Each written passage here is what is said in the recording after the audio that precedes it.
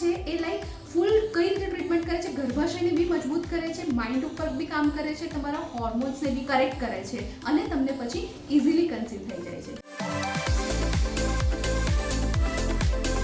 આજે આપણે વાત કરીશું થીન એન્ડોમેટ્રિયલની ટ્રીટમેન્ટ માટે. સૌથી પહેલાં આપણે યુટ્રસ પર કામ કરીશું ઉત્તરબસ્તી દ્વારા. ઉત્તરબસ્તી જે છે એ બ્લડ સર્ક્યુલેશનને ઇન્ક્રીઝ કરશે અને યુટ્રસને તાકાત આપશે. બીજું આપણે વાત કરીશું વાત જે છે પ્રકોપ થયો છે એને ઓછું કરવા માટે. એમાં અભ્યંગ કરી શકાય, બસ્તી ચિકિત્સા કરી શકાય. રસ અને રક્ત ધાતુને પુષ્ટિ કરવાવાળી મેડિસિન આપીશું. ગર્ભાશયને મજબૂત કરવાવાળી મેડિસિન લાઈક શતાવરી, અશ્વગંધા, ધાત્રીલો એ પ્રકારની મેડિસિન આપી શકાય.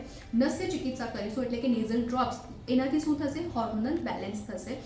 આ અમુક પ્રકારની ટ્રીટમેન્ટ છે જે આપણે થીન એન્ડોમેટ્રિયમમાં કરી શકીએ છીએ. સાથે ફૂડમાં આપણે કઈ વાતોનું ધ્યાન રાખીશું તો તલ છે, દાડમ છે, ખજૂર, અંજીર, કિશમિશ એવા ફ્રૂટનો અને ડ્રાયફ્રૂટ્સનો આપણા ફૂડમાં આપણે સમાવેશ કરી શકીએ છીએ. આમલકી એટલે કે આમળાનો યુઝ કરી શકીએ છીએ. અને શું કઈ વસ્તુ અવોઇડ કરવી જોઈએ તો સ્ટ્રેસ એક અવોઇડ કરવું જોઈએ, જંક ફૂડ છે, ઠંડા પીણા જે છે એ વસ્તુનો અવોઇડ કરવો જોઈએ. યસ, ઉપવાસ એટલે કે ફાસ્ટિંગ બી અવોઇડ કરવું જોઈએ કારણ કે એનાથી પણ વાત પ્રકોપ થાય છે. તો યસ, તમે થીન એન્ડોમેટ્રિયમમાં આયુર્વેદને અપનાવી શકો છો બિકોઝ આયુર્વેદ જે છે એ લાઈક ફૂલ કઈ રીતે ટ્રીટમેન્ટ કરે છે, ગર્ભાશયને બી મજબૂત કરે છે, માઇન્ડ ઉપર બી કામ કરે છે, તમારા હોર્મોન્સને બી કરેક્ટ કરે છે અને તમને પછી ઇઝીલી કન્સીવ થઈ જાય છે. Thank you.